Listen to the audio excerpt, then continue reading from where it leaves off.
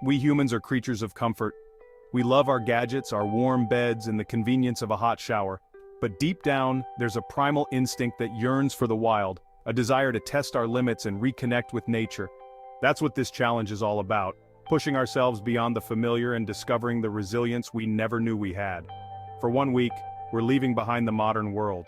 No cell phones, no electricity, no running water, just us, the wilderness, and the fundamental skills needed to survive. It's a journey of self-discovery, a chance to strip away the distractions of modern life and confront the raw power of nature. This isn't about escaping reality. It's about gaining a deeper understanding of ourselves and our place in the world.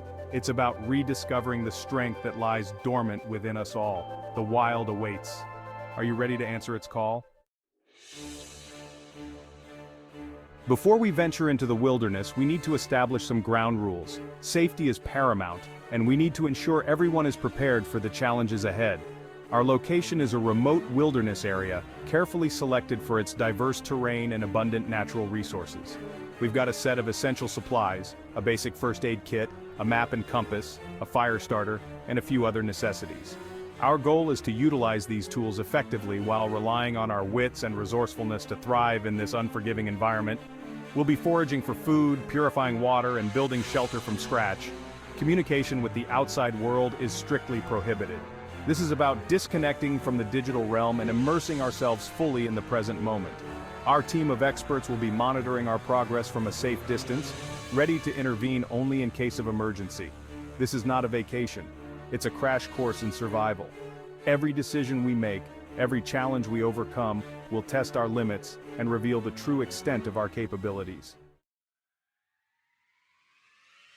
I'm a seasoned hiker, and I'm really eager to test my wilderness skills. I come from a rural background, and I love the idea of foraging and living off the land. As a tech-savvy urbanite, I'm looking to adapt to off-grid living and unplug from the digital world. I've got a lot of experience in survival skills, and I'm excited to see how I handle this challenge. As an environmental scientist, I'm here to provide educational insights and deepen my connection with nature. Our group of intrepid adventurers represents a cross-section of society, each with their own motivations for undertaking this challenge. Despite their differences, they share a common thirst for adventure and a willingness to step outside their comfort zones. They understand that this challenge is not just about surviving in the wild, but about surviving with each other. Teamwork, communication, and mutual support will be crucial to their success. Over the next 7 days, they will learn to rely on each other's strengths and support each other's weaknesses. The bonds they forge in the crucible of this shared experience will last a lifetime. Their backgrounds couldn't be more diverse, but they are united by a shared sense of adventure and a desire to push their limits. As they venture into the unknown, they carry with them the hopes and anxieties of countless others who dream of escaping the ordinary and embracing the extraordinary.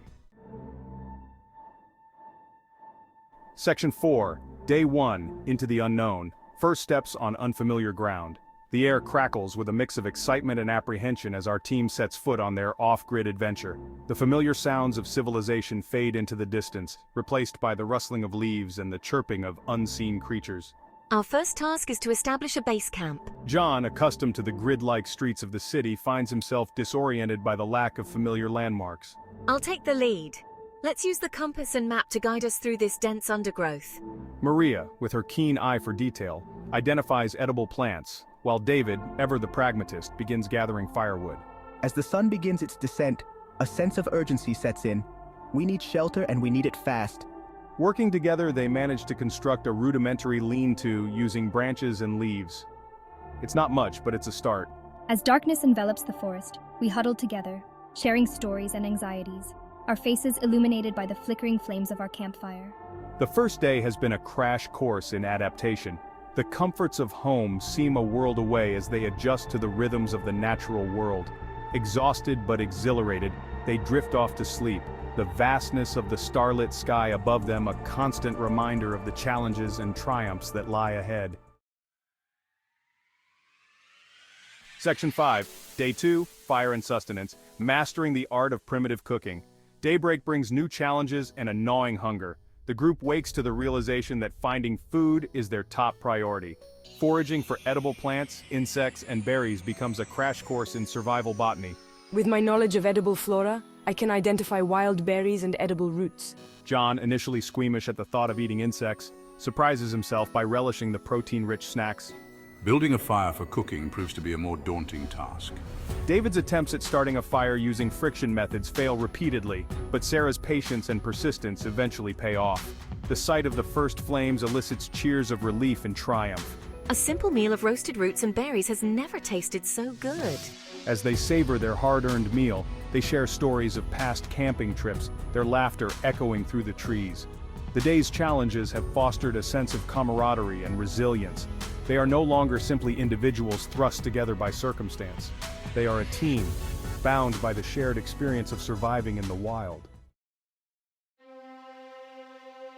Section 6, Day 3, Shelter from the Storm. Mother Nature tests our resolve. The relative calm of the previous days is shattered as the skies darken ominously. A storm is brewing and the group must act quickly to reinforce their makeshift shelter. The wind howls through the trees, tearing at their lean-to. Rain begins to fall, first as a drizzle, then as a torrential downpour. John's anxieties resurface as he struggles to control his breathing. But Sarah's calm demeanor and David's practical suggestions help to ease his fears. They huddle together, their bodies shivering from the cold and dampness.